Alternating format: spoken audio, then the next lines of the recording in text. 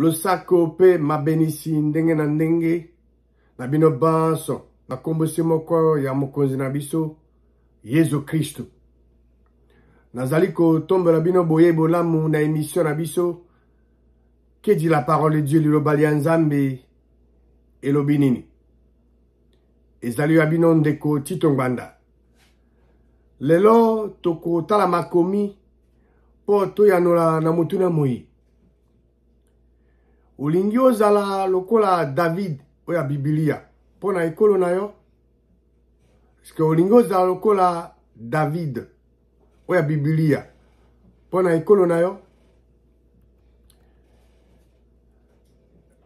Eyano ezali ya solo okoki kozala lokola David ya Biblia pona ekolo na yo. Ezali disponible.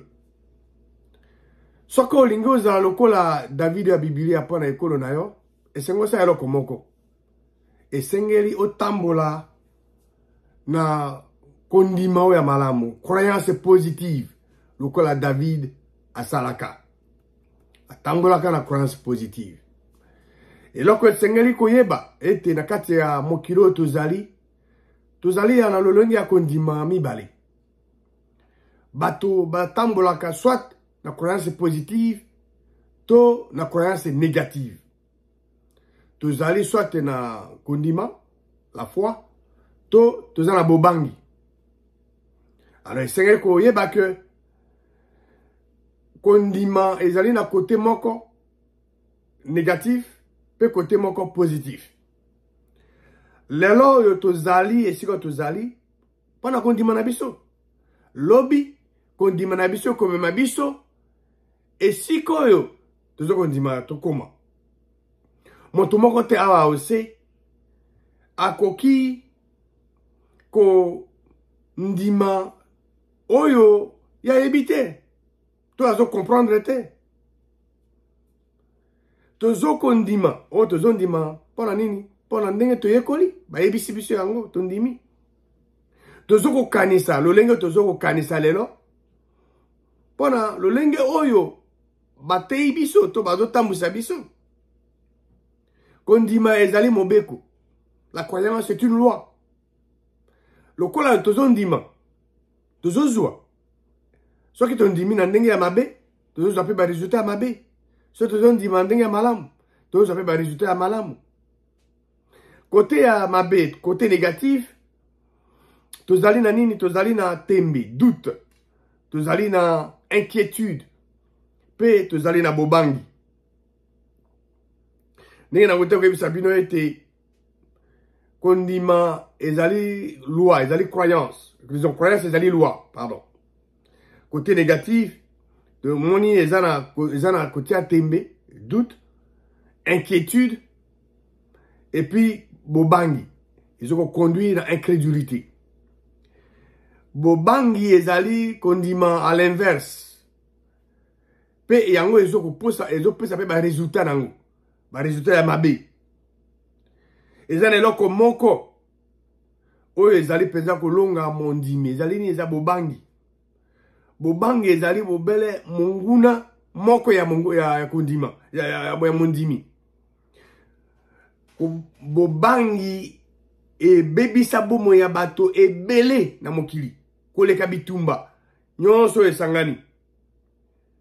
Alors kozala na bobangi te, bobangi pesaka yo eko empêcher yo ndima Nzambe. Parce que lelo tozali soit tozana bokondima to ozana bobangi. Dena utai koloba.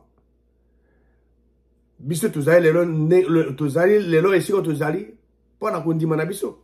Lobi kondima na biso komema na biso esiko yo zondima. Tokomona quelques exemples la kata liyoba ya Nzambe.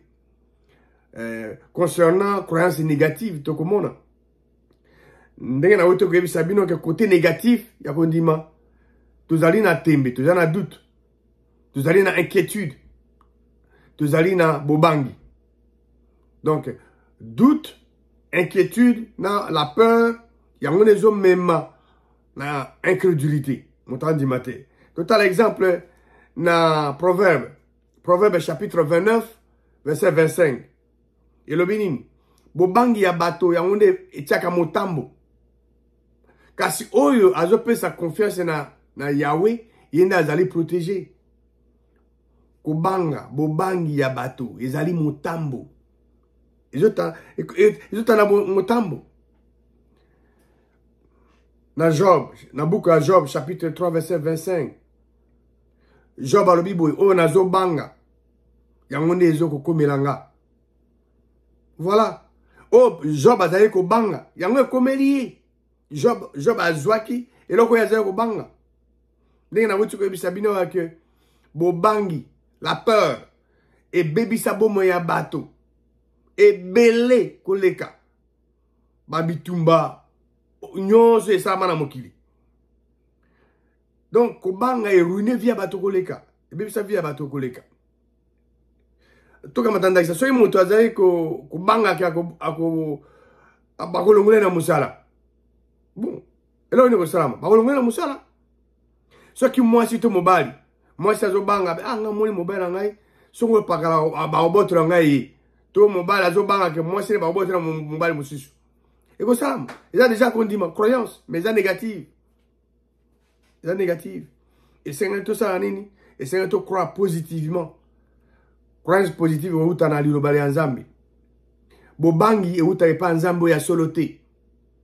Pour être en Zambie ya solo, après sa kabiso, bateau, banabaye, et limu ya bobangi te. Et comme il y a 2 Timothée, chapitre 1, verset 7. Pour être Nzambe apesi biso te elimu oya bobangi.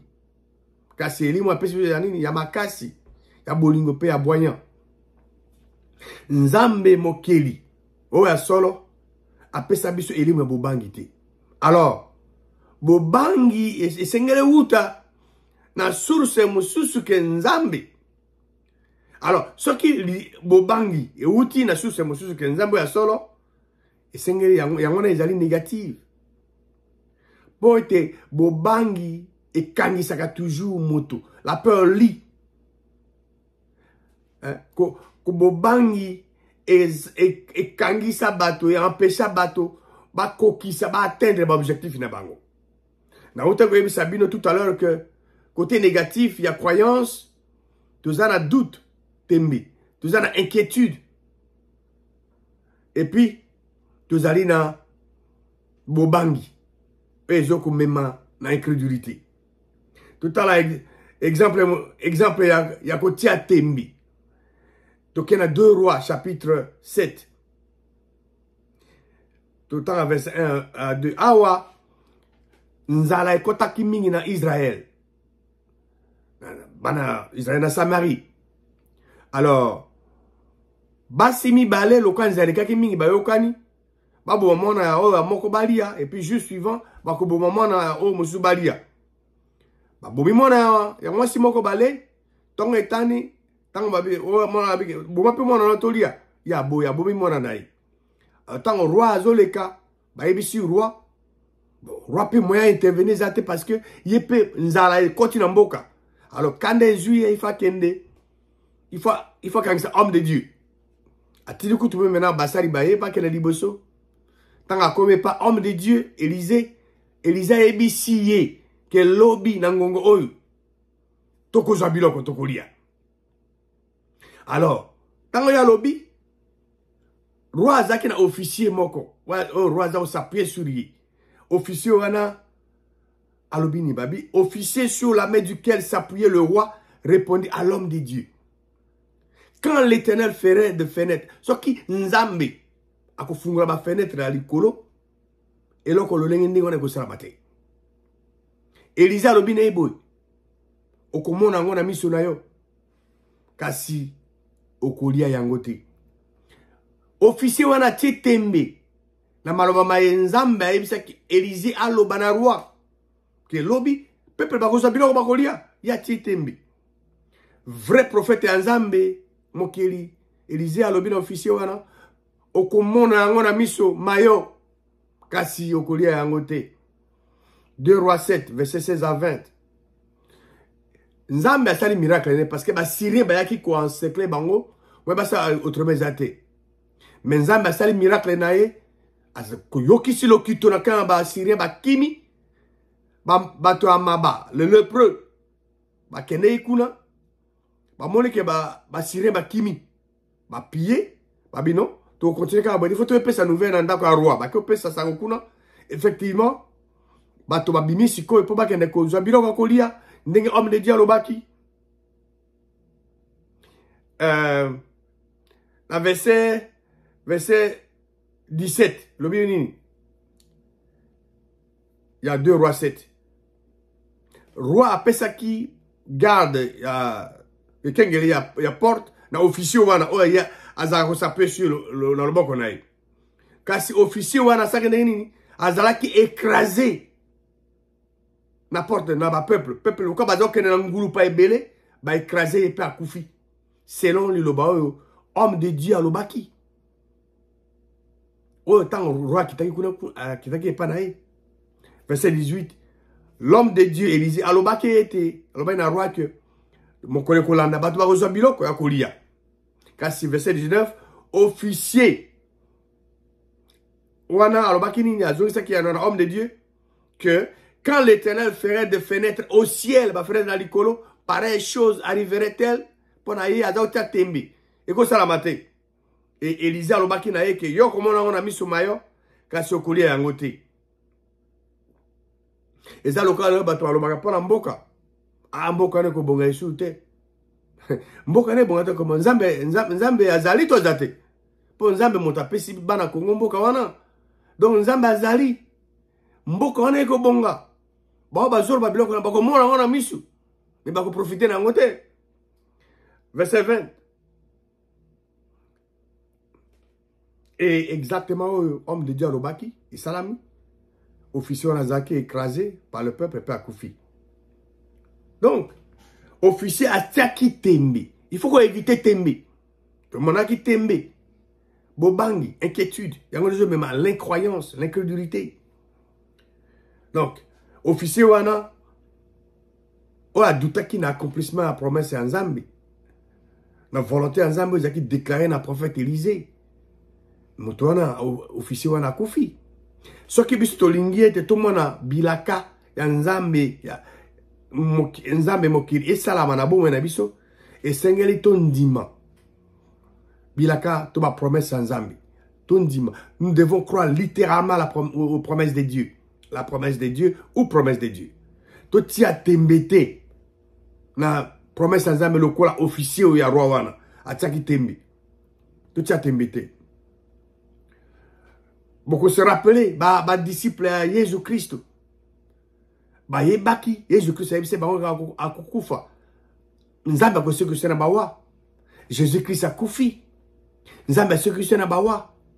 Mais vous voyez, la salama na sima résurrection à Jésus-Christ. Ba apôtre bazaki derrière les portes fermées.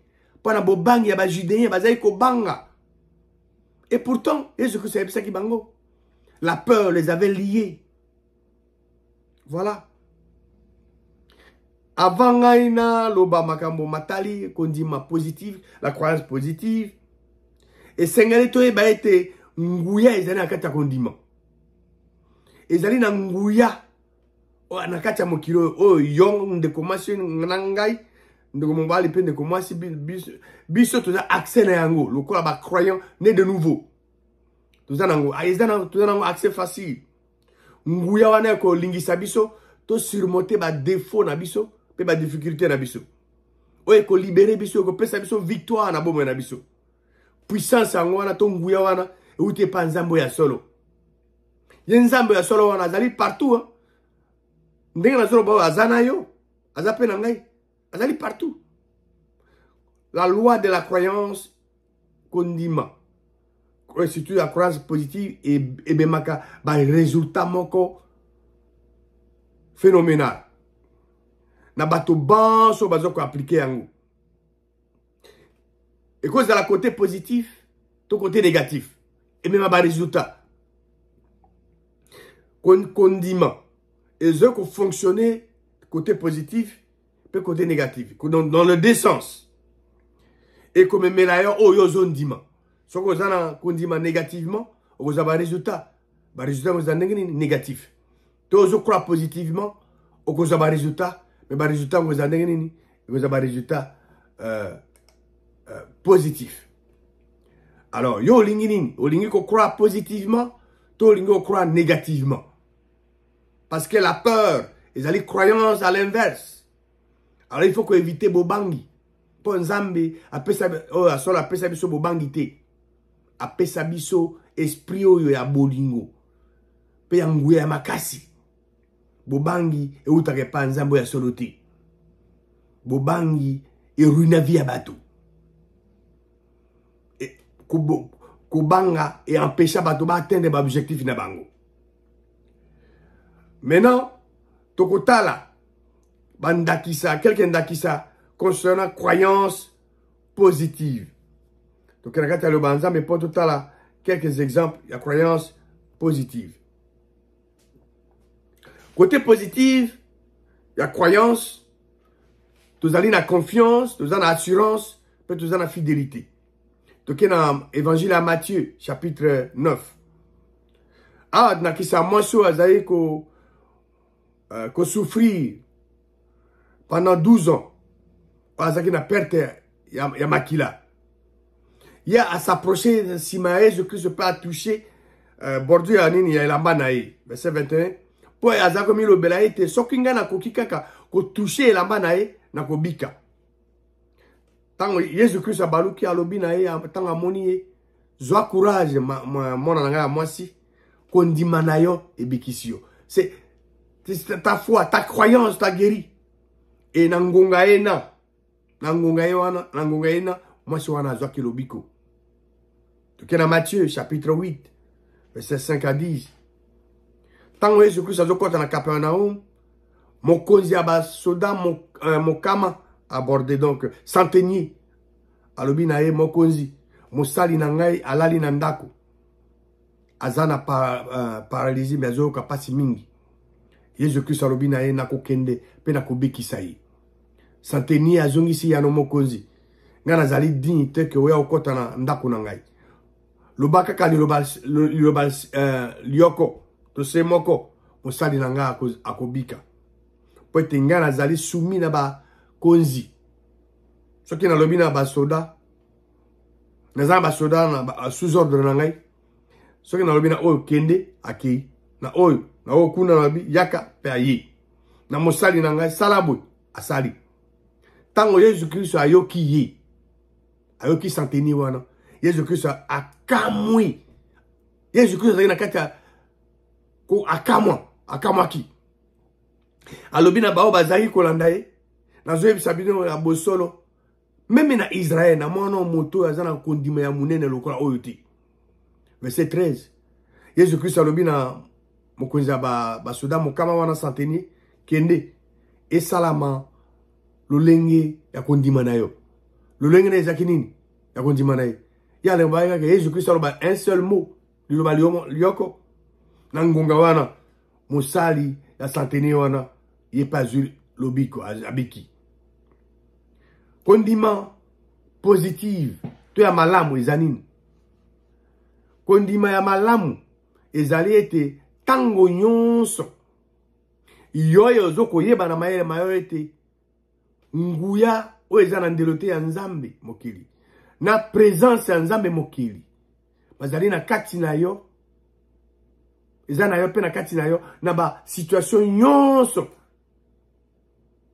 ozo traverser. La croyance positive est de constamment savoir que la puissance de Dieu le Créateur et la présence de Dieu le Créateur sont en vous et avec vous dans toutes les situations. Donc, il y a 1 Samuel chapitre 17. 1 Samuel 17. Donc, verset 1. Awa, ba Philistin ba sangani, armée, pour ba bundisa, bana Israël pe ba sanganaki. Bango pe ba telemi, ezaki ba bundana bango. Verset 2. Saïl na bana Israël ba sangani, ba se mettre en ordre la bataille contre ba Philistin.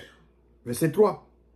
Ba Philistin bazaki côté anini, ngomba mosusu, Israël bazaki côté ngomba mosusu. Donc, katikati valende kaboli bango. Moto moko abimi na kamba Philistin aye. Na katikati ya barmemi balwana. Komone Goliath.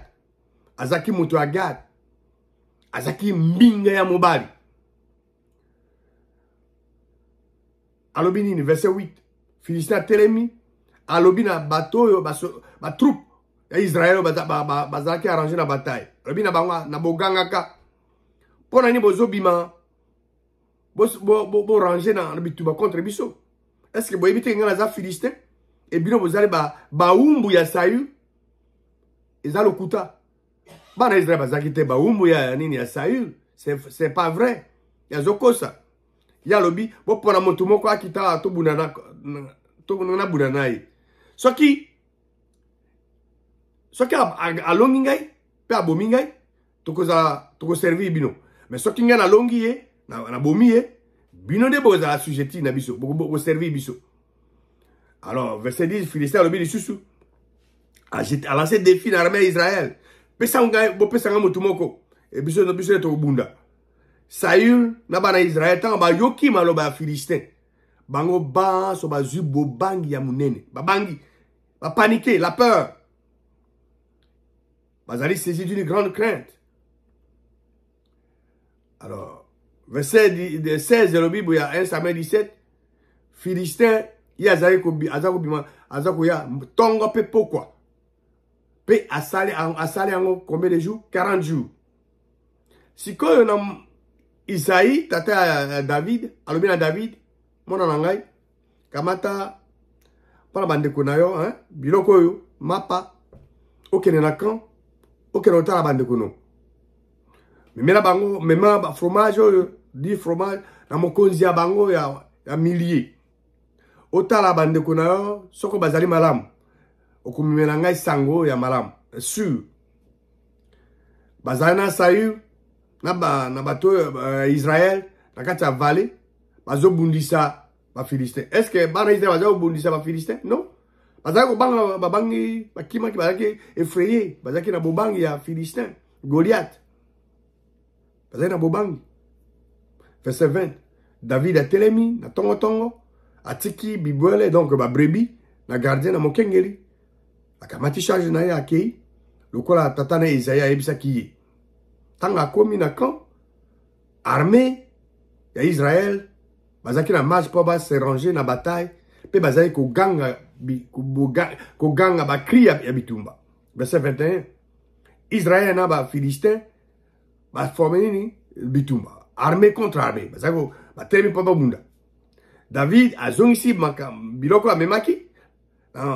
À remettre, pardon, à remettre biloko zaki nango na maboko ya gardien, à bagage, à kimimba on a rang à armée. Aussi tout temps a komi, a tuni na bande kunae, ne lorengi ni bazali. Donc, tout mona David a zo exécuté volonté à tatanae, a zo tout la bande kunae, situation na bango, exactement ninge papa a sengi ya sala. Verset 23. Pendant que David a solo là, Philistin wana abimi, Goliath, abimi entre les deux armées. A lobby les mêmes discours à l'obaki liboso. Et puis David a eu kiango. Tango batuana ba moni bana Israël ba moni Goliath. Ezolo ba ke ba kimi devant ye. Pe bazaki na bobangi ya makasi babangi. Verset 25. Moko na moko azolo babi bomoni moto wana ndenge azoko avancer. Ils apprennent à jeter à Israël un défi. Ne azoko avancer.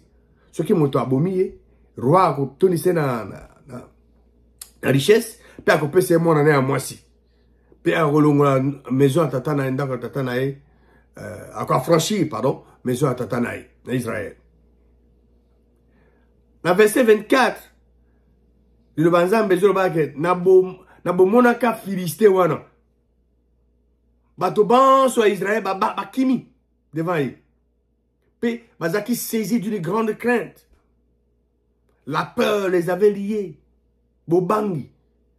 Exactement, péché, bango, basa capable à bateau, bako sala kambo, papa libéré mboka na bango. Il ne pouvait pas faire quoi que ce soit.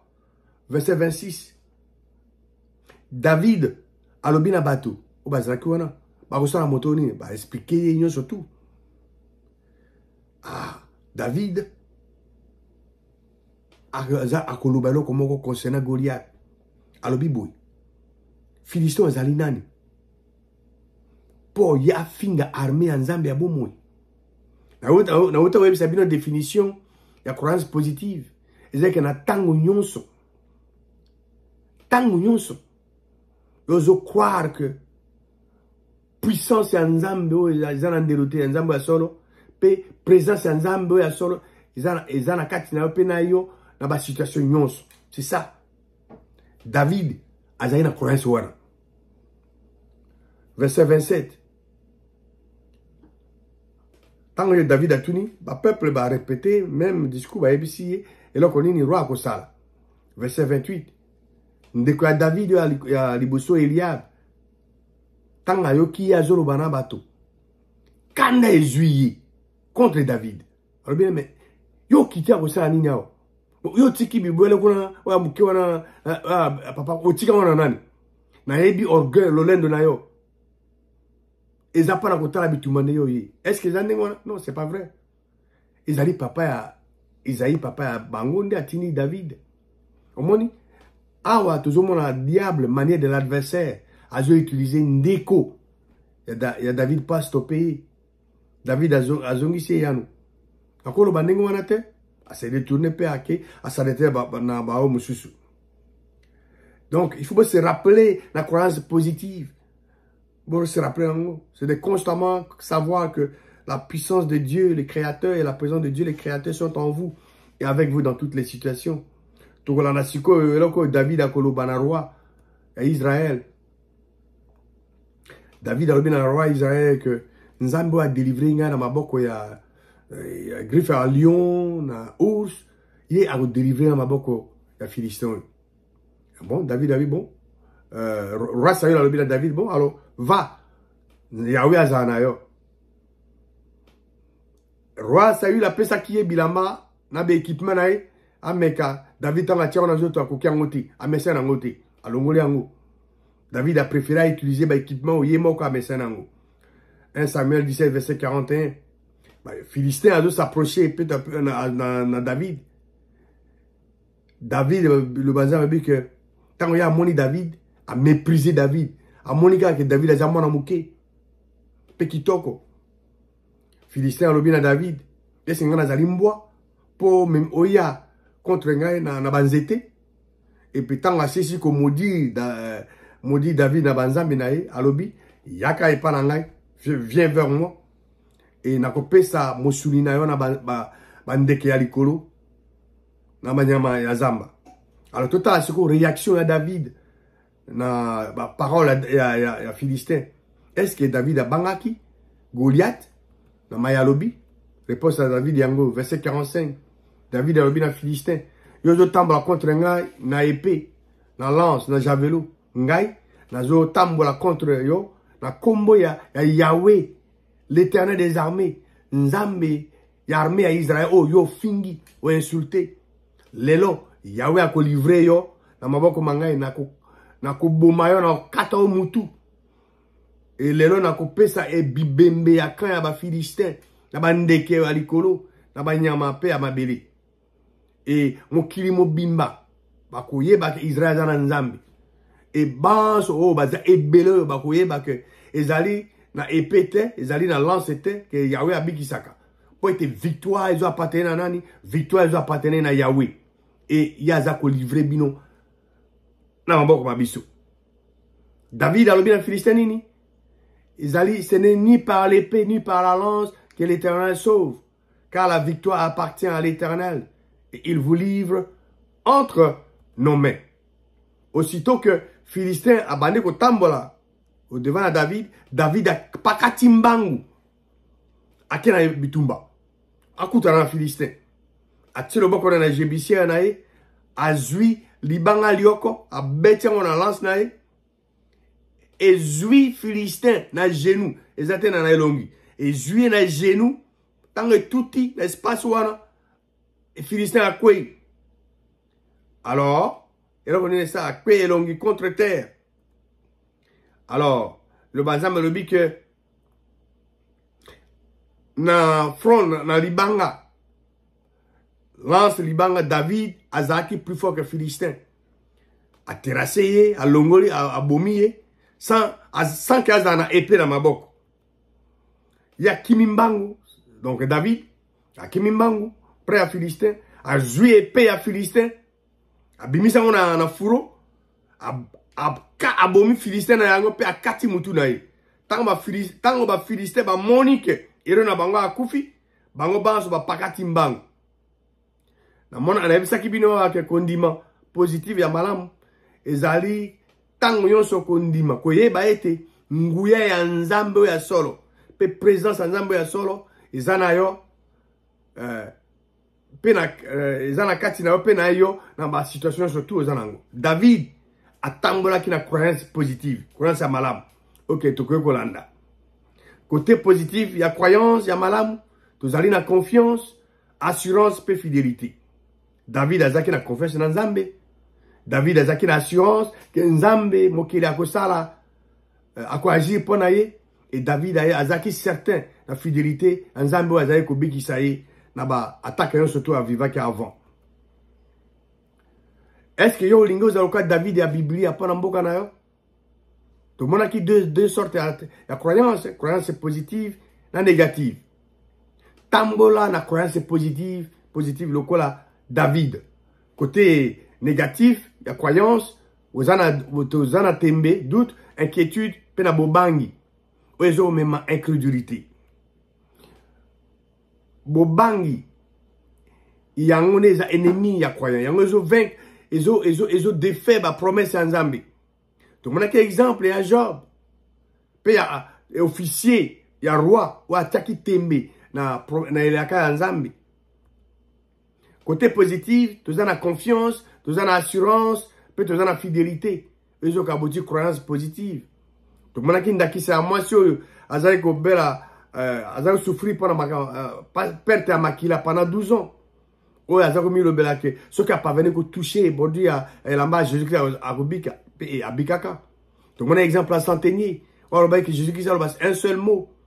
Puis, Salamé, mon serviteur, à Zoaki Lobiko. Tout le monde peut exemple à David. Oui, à croire positivement, à confesser positivement. Pour tuer Goliath, pour apporter délivrance à Israël. Et yo lingo croire positivement. Ce qu'on lingo croire positivement, c'est que les tango yon so mokolo. Tanga li lo bale nzambi. Pour être li lo banzambi nezo bâti croyance positive. Tanga li lo banzambi pour bomba ngo nakati ya mayele mayo. To croire, to ndima positivement. Pana biso moko. Pour la mabota mabiso, et plutôt croire positivement pour la délivrance totale. Amboka nabiso, amboko abanguna. Nzamba keleli kolona sa biloko binso apambola bino na kombo ya Yesu Kristo.